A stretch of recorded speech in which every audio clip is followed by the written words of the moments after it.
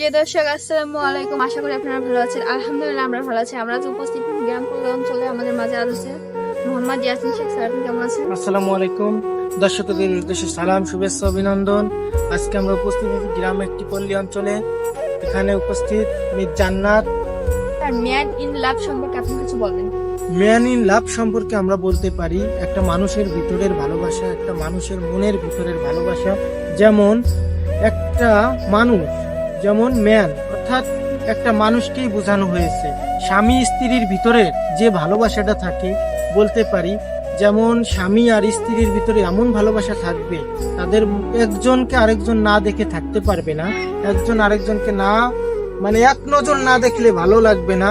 তাদের ভিতরের যে ভালোবাসাটা, বলতে পারি কেমন ভালোবাসা। মনে করেন আমরা রাস্তা পার হচ্ছি, তাহলে একজন আরেকজনের হাত ধরবে, হাত ধরে যাবে, পারাপার হবে। ভিতরে একটা মেলার ভিতরে গেলাম ঘুরতে, সেই মেলার ভিতরে গিয়ে ওই যে আমার প্রিয় মানুষটা, আমি মনে করেন যে আমার প্রিয় মানুষটার আমি হাত ধরে রাখবো, হাত ধরে আমরা ওই প্রিয় মানুষটার হাত ধরে যাব। এটাই মেন ইন লাভ।